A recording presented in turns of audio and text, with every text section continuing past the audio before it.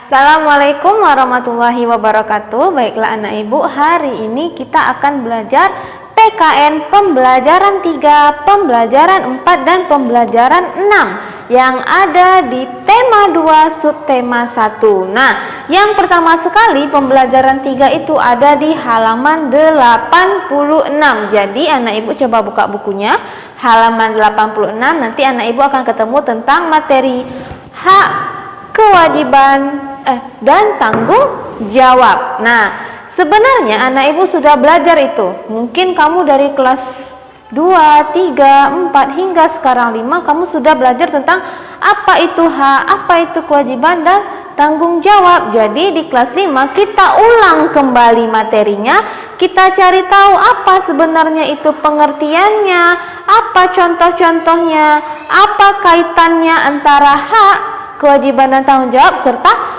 apa akibatnya jika kamu tidak melaksanakan tanggung jawab. Nah, di sini kita lihat pengertiannya masing-masing terlebih dahulu. Yang pertama itu ada hak.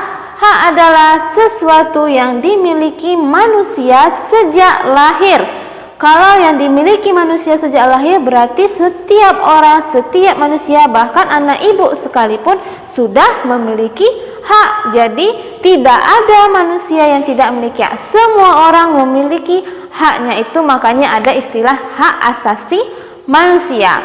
Nah, hak sederhana saja yang anak ibu bisa dapatkan yaitu ketika kamu lahir, hak apa yang pertama kali kamu dapatkan? Yaitu hak mendapatkan kasih sayang dari kedua orang tua. Itu saja kamu sudah berhak mendapatkan kasih sayang itu merupakan hak kamu dari lahir.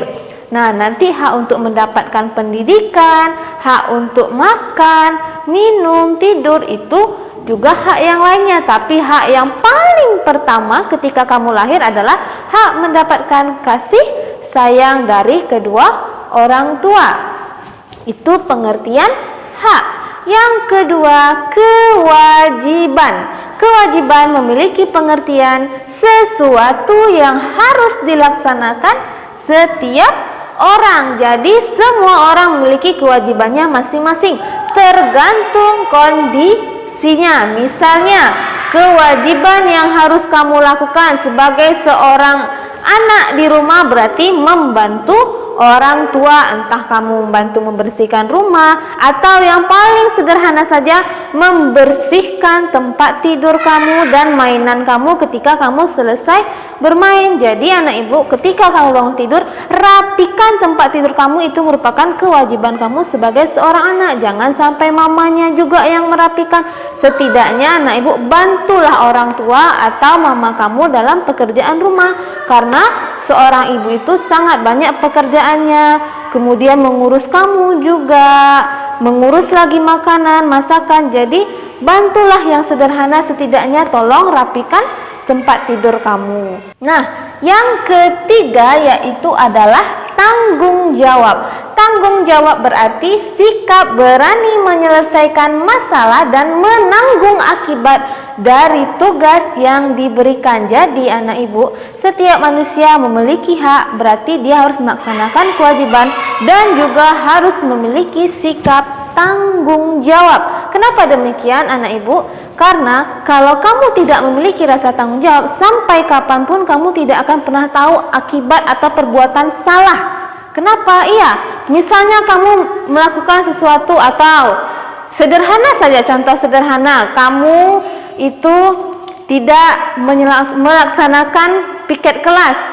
Kalau kamu tidak melaksanakan piket kelas, misalnya kamu tidak tahu itu bukan tanggung jawab kamu, sampai kapanpun kamu tidak tahu piket itu wajib untuk sebagai seorang siswa di kelas. Atau sikap yang sederhana, mengerjakan PR di rumah. Kalau kamu tidak punya rasa tanggung jawab mengerjakan PR di rumah, berarti selamanya nanti nilai kamu tidak ada misalnya. Atau kamu tidak akan memiliki rasa tanggung jawab kamu sebagai seorang siswa karena kamu tidak mengerjakan pekerjaan rumah atau PR. Jadi kamu berani berbuat, berani bertanggung jawab. Atau yang biasa terjadi di sekolah, kita ambil contohnya mematahkan kursi. Misalnya ada anak ibu kan bermain-main, Nah, kamu karena sibuk bermain pakai dorong-dorong kursi, patah kursinya. Apa yang harus kamu lakukan? Kamu harus bertanggung jawab. Tanggung jawab yang bagaimana terlebih dahulu, yaitu jujur pertama sekali. Kenapa? Karena sering misalnya ada seseorang yang bersalah, dia tidak mau mengaku. Berarti dari situ saja dia tidak punya rasa tanggung jawab. Kalau seandainya dia jujur, dia mengaku, maka dia sudah memiliki rasa tanggung jawab. Berarti kamu sudah bisa menjadi seorang pemimpin. Ketika kamu bisa melaksanakan kewajiban dengan baik, melakukan tanggung jawab dengan baik, kamu sudah memiliki rasa atau jiwa kepemimpinan. Jadi anak ibu, biasakanlah dari kecil, laksanakan tugas kamu sebagai siswa atau sebagai anak di rumah, dan kerjakan kewajiban dan tanggung jawab kamu. Jika kamu terbiasa, maka anak ibu akan memiliki sikap yang sangat baik dan bahkan memiliki seperti yang bilang tadi, jiwa kepemimpinan. Selanjutnya yaitu adalah kita masuk ke contoh-contoh hak, kewajiban, dan tanggung jawab. Anak ibu, kita mulai dulu yang ada di hak. Contoh hak yang pertama adalah istirahat di rumah. Nah, istirahat itu merupakan hak yang wajib atau hak yang harus kamu dapatkan. Mengapa demikian? Misal anak ibu misalnya sudah membantu orang tua membersihkan rumah, membersihkan tempat tidurnya, misalnya kamu capek, berarti hak kamu yaitu untuk beristirahat. Boleh, tidak masalah kalau itu, karena memang setiap orang memiliki hak masing-masing, macam-macam jenis hak. Salah satunya istirahat di rumah. Jadi kalau anak ibu capek, setelah melakukan semua kewajiban kamu boleh beristirahat. Yang kedua, menerima nilai latihan. Nah, anak ibu, kamu bisa mendapatkan nilai latihan ketika kamu melaksanakan kewajiban dan tanggung jawab kamu. Kalau seandainya kamu tidak melaksanakan tugas, tidak mengerjakan tugas yang diberikan, apakah kamu bisa menerima hak kamu untuk mendapatkan nilai? Tentu tidak. Kenapa? Apa yang mau dinilai kalau kamu tidak melaksanakan tanggung jawab kamu sebagai siswa? Jadi ketika kamu melaksanakan tugas, mengerjakannya dengan rajin dan melaksanakannya dengan baik, maka kamu akan menerima nilai dari yang kamu kerjakan. Itu hak kamu mendapatkan nilai ketika kamu mengerjakan tugasnya. Kalau kamu tidak kerjakannya, tentu nilainya juga tidak akan kamu dapatkan. Yang ketiga, menerima upah gaji. Sama. Nah, setiap pekerja ataupun pegawai itu dia berhak menerima upah gaji ketika dia melaksanakan pekerjaannya. Apakah dia boleh menerima gaji ketika dia tidak melaksanakan tugasnya atau pekerjaannya? Tentu tidak. Bagaimana dia bisa mendapatkan sedang kerjaannya saja tidak dikerjakannya? Yang itu termasuk hak-hak atau contoh-contoh hak. Yang kedua, contoh-contoh kewajiban. Yang pertama, menjaga kebersihan kelas. Kebersihan kelas ini wajib kamu jaga. Kenapa? Karena itu kamu sendiri nanti yang akan merasakannya. Apakah kamu bisa nyaman belajar ketika kelas kamu kotor? Tentu tidak. Misalnya sampah berserakan, aromanya pun tidak sedap, tentu kamu juga tidak akan nyaman. Makanya kamu wajib menjaga kebersihan. Menjaga kebersihan ini dimulai sebenarnya dari kamu semua. Ketika satu orang mulai melaksanakannya, tentu orang lain juga akan mau melaksanakannya. Dan ketika semua orang melaksanakan atau semua satu kelas ini melaksanakan kewajiban, yaitu menjaga kebersihan kelas, peduli dengan lingkungan kelas, maka kelas kamu juga akan terasa nyaman, belajar kamu juga akan nyaman dan tidak terganggu. Yang ketiga, datang ke sekolah tepat waktu. Nah, yang ini dulu ya, nah ibu, belajar dengan rajin. Belajar dengan rajin berarti kamu wajib belajar itu dengan perasaan yang sungguh-sungguh, niat untuk belajar. Kalau kamu belajar dengan sikap malas-malas, apakah kamu sudah melaksanakan kewajiban? Tentu tidak. Belajar dengan rajin kalau kamu ingin mendapatkan nilai yang baik. Kenapa? Iya, kalau kamu belajar dengan baik, dengan semangat, kemudian mengerjakannya pun dengan rasa yang ikhlas, maka nilai kamu juga mendapatkan nilai yang bagus. Jadi kamu yang menentukan kamu ingin mendapatkan nilai jelek atau nilai yang tidak bagus, nilai jelek atau nilai yang bagus. Yang ketiga, datang ke sekolah tepat waktu. Ini kewajiban kamu sebagai siswa. Apa resikonya kalau kamu tidak datang tepat waktu? Tentu adalah kamu kena sanksi hukuman dari guru piket misalnya. Nah, kita masuk ke tanggung jawab. Contohnya yang pertama, mengerjakan PR di rumah. Mengerjakan PR di rumah itu merupakan salah satu tanggung jawab. Apa resiko kalau kamu tidak mengerjakannya? Nanti kita bahas di akibatnya. Yang kedua, melaksanakan piket kelas. Yang ketiga, ikut dalam gotong royong. Bisa gotong royong di rumah, gotong royong di sekolah. Oke. Nah, di sini sudah ada tentang hubungan hak dan kewajiban. Jadi kan anak ibu sudah tahu apa itu pengertian dan contoh masing-masing.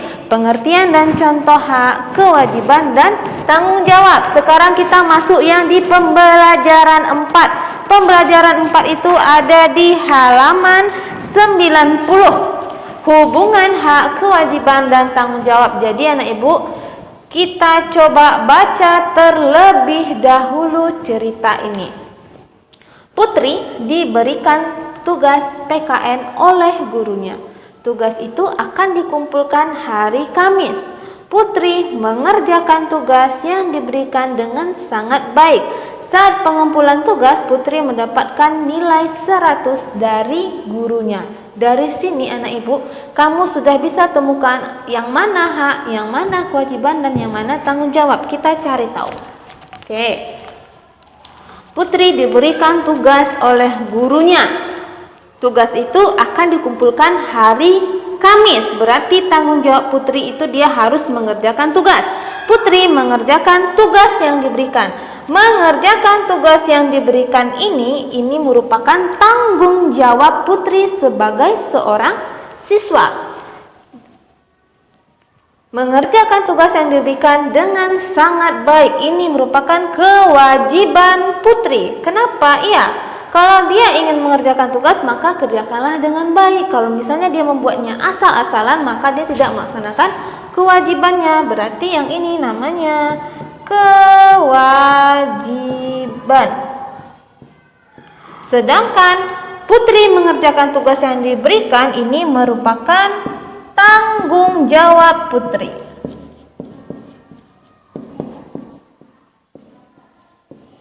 Oke. Saat pengumpulan tugas, Putri mendapatkan nilai 100. Nilai 100 adalah hak Putri. Berarti ini adalah haknya.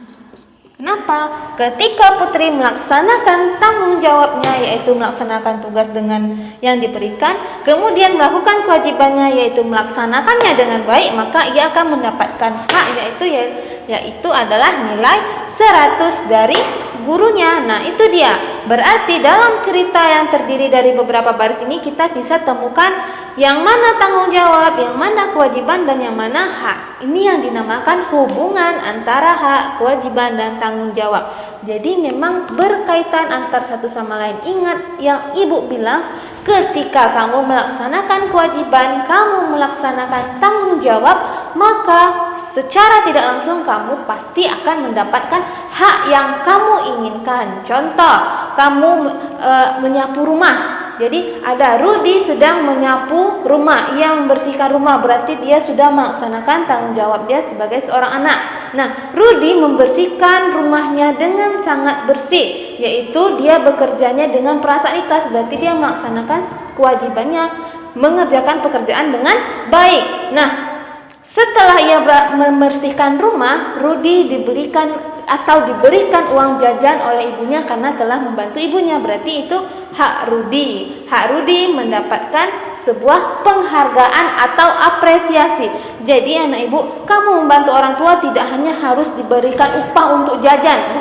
Bukan seperti itu yang ibu maksudkan. Jadi kamu bekerja itu bukan karena upah. Itu bisa jadi pemberian apresiasi atau penghargaan dari orang tua Rudi karena sudah membantu ibunya. Bisa dalam hal lain, misalnya karena dia sudah membantu ibunya, maka ayah atau orang tua Rudi atau ibunya Rudi juga mengizinkan Rudi untuk beristirahat atau boleh pergi bermain. Nah, itu dia yang ibu maksudkan. Jadi bukan kamu melakukan tanggung jawab dan kewajiban semerta-merta karena upah yang diberikan atau imbalan, mengharapkan imbalan, aku bersihkan rumah lah biar nanti dapat dikasih uang jajan oleh ibu. Bukan seperti itu. Bekerjalah anak ibu dengan ikhlas. Ketika kamu bekerja dengan ikhlas, hak kamu akan dapat dengan sendirinya. Entah itu mungkin dari orang tua atau kamu justru mendapatkan pahala dari Allah Subhanahu wa taala. Nah, yang terakhir PB6, akibat tidak melaksanakan tanggung jawab. Jadi antar kaitan satu sama lain yang ibu buat.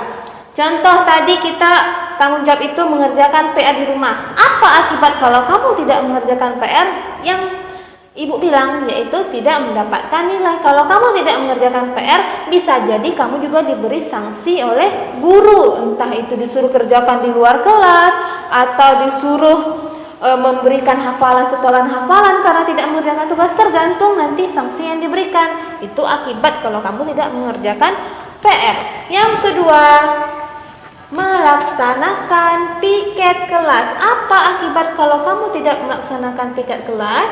Berarti diberi sanksi juga oleh guru. Kenapa? Karena itu merupakan tanggung jawab kamu sebagai seorang siswa. Kalau kamu ingin kelas nyaman, maka laksanakan tanggung jawab. Berarti bisa jadi kamu disuruh bersihkan kelas atau disuruh kutip sampah di halaman depan kelas. Itu tergantung nanti sanksi dari guru. Yang ketiga, ikut gotong royong. Kalau kamu tidak ikut gotong royong, apa akibatnya? Lingkungan rumah kamu menjadi kotor. Misal, ada seorang warga yang dia tidak ikut gotong royong. Jadi di rumahnya itu kan, depan halaman rumahnya itu ada sampah yang cukup banyak.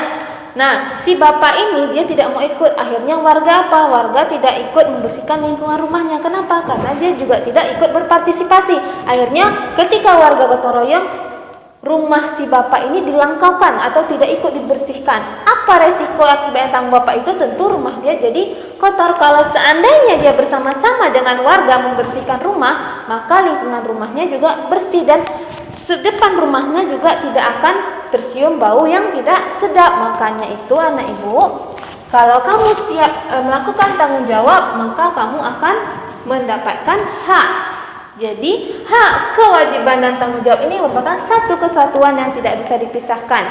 Ingat, kamu berani berbuat, berani bertanggung jawab. Kalau kamu melakukan sesuatu yang tidak sesuai atau yang beresiko, maka tanggung sendiri akibat dari yang kamu lakukan. Kalau kamu melakukannya dengan baik, maka akan mendapatkan hak. Lakukan kewajiban, kamu dapatkan hak. Tidak kamu lakukan kewajiban tanggung jawab, kamu akan merasakan akibatnya. Nah, sekian pembelajaran dari ibu. Mudah-mudahan anak ibu bisa paham apa itu hak, apa itu kewajiban, dan apa itu tanggung jawab, serta kaitannya satu sama lain. Biasakan dari sekarang, laksanakan kewajiban dan tanggung jawab jika kamu ingin mendapatkan hak. Sekian, ibu akhiri dengan wabillahi taufiq wal hidayah. Wassalamualaikum warahmatullahi wabarakatuh.